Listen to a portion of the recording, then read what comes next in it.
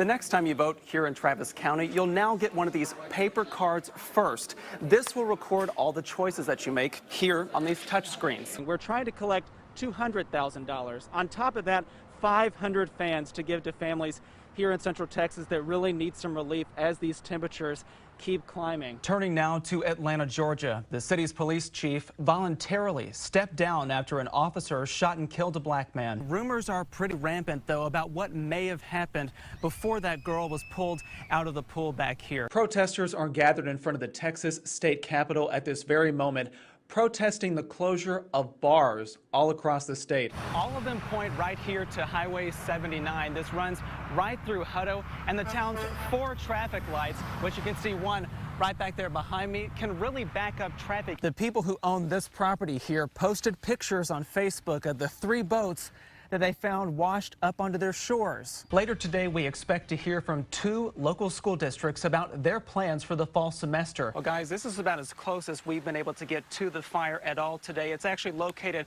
just past this fire truck, down a road and around a bend. You mentioned that officer's arrest and the charges against him. What, if anything, did that change about what's happening and unfolding in the community there?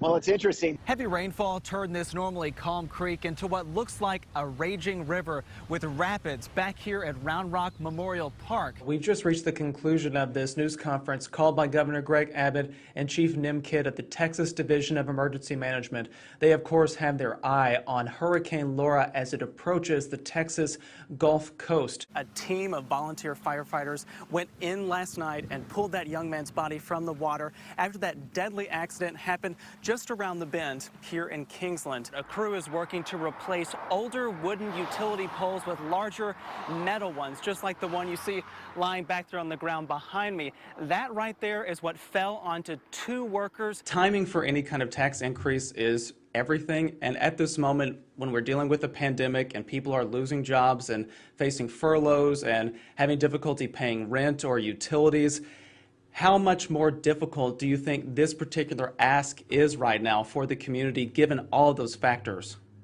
Sure, an important question, obviously. The commissioners are each right now picking which projects are the most important to them in their precincts. Here in Georgetown, one would be to build a frontage road that would connect State Highway 29 up here down to Wolf Ranch Parkway, which is just down this road to the south. What do you think it's going to take for you to feel safe and comfortable having your children go back to a building and in-person classes? What is it going to take to be able to do that again for you all? If you've walked outside, you know exactly what we're about to talk about, the extreme heat. It is so bad. It is so bad. I don't even know how else to say it. I mean, plain and simple. It's not even just today. Take a look right there. There's a woman that has unfurled an American flag and draped it over the side of the parking garage to kind of say thank you to those Air Force Thunderbirds as they fly back overhead here shortly.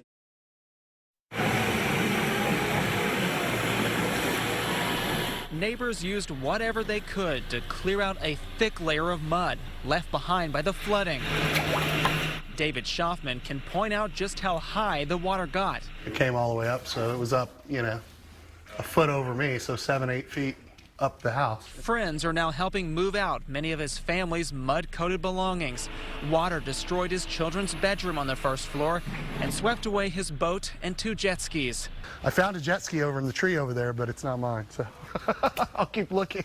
Flood victims will soon receive even more help from the First United Methodist Church in Marble Falls. The church gym is acting as a collection point for donations of bottled water and cleaning supplies. It's what the Bible tells us, to reach out to those who are in need, and so that's what we are, the hands and feet of Christ. Here in Johnson Park in Marble Falls, the extreme flooding caused another issue. Just across the creek here, you can see that a home and another building are hanging off a drop-off that wasn't even there until yesterday. Whew.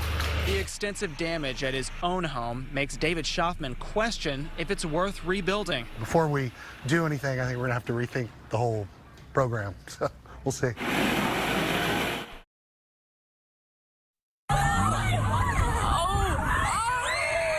That video, taken Friday outside Round Rock's Cedar Ridge High School, ricocheted online.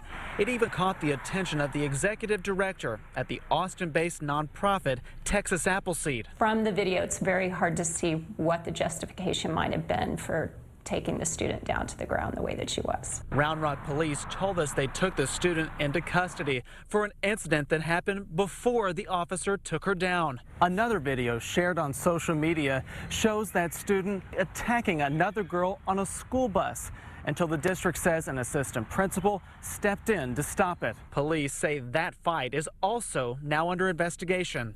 However, Police Chief Alan Banks says the officer's use of force will also face scrutiny. We'll take the appropriate actions that we need to take if we find the officer did anything inappropriate. This incident comes as Round Rock ISD considers creating its own police force. Texas Appleseed will watch that process and developing policies closely. In our research, we've shown that Black students in particular are overrepresented in interactions with school police, including uses of force.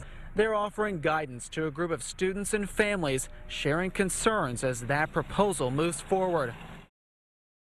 The boats carrying teams from Texas Search and Rescue include some specially trained noses. So our dogs work on the water just the same as they do land, that they're still sent for them to work from, and we just work as that comes to the surface. When they smell something distinct, the dogs are trained to alert their handlers. Deputies will use the dogs' alerts to help narrow their search area.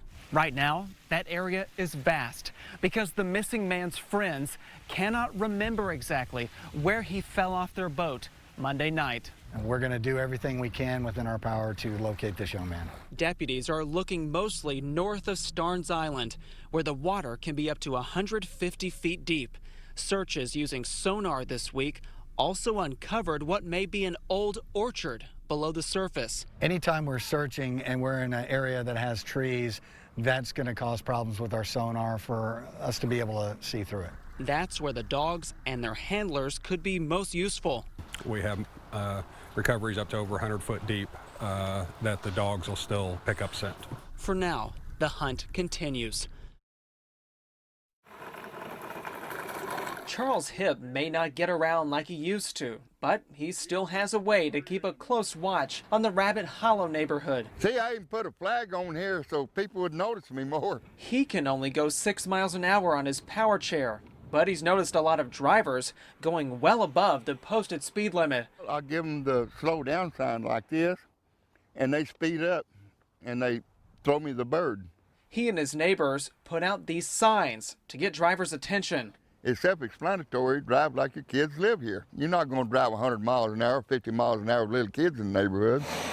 Since the problem won't stop, they want the Williamson County Commissioners to add more signage and change what's already there. The only speed limit sign sits right here when you first drive into the neighborhood. Neighbors are suggesting moving this further down the street so that people are less likely to miss it and slow down.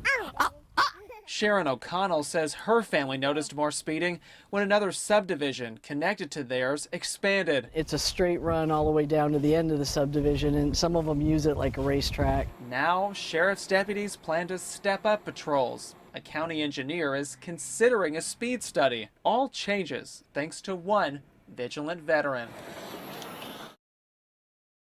Turning now to Atlanta, Georgia. The city's police chief voluntarily stepped down after an officer shot and killed a black man.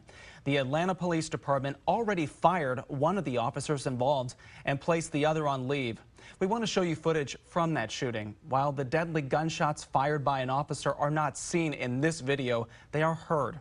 We do want to warn you that this video may be difficult for some to watch. The first angle of that footage was from an eyewitness as 27-year-old Rayshard Brooks fought off police after failing a sobriety test. In the skirmish, Brooks took a taser from an officer and ran away. When he turned around holding the taser he took, an officer shoots him. The death of Javier Ambler in Williamson County also sparked some of the protests yesterday. Ambler died in March of 2019 after a 22-minute chase began in Williamson County and ended in North Austin. It all reportedly happened after Ambler failed to dim his lights. Production crews with the reality show Live PD also recorded Ambler's death. Once outrage of Ambler's death surfaced more than a year later, Live PD has now been canceled. KXAN's Caitlin Carmood heard from Ambler's sister during a march this weekend in Georgetown. Javier Ambler's case will remain open until Austin police complete their investigation. Meanwhile, the Williamson County Sheriff's Office says it released all body cam video from that night to APD. The officers involved are still on duty.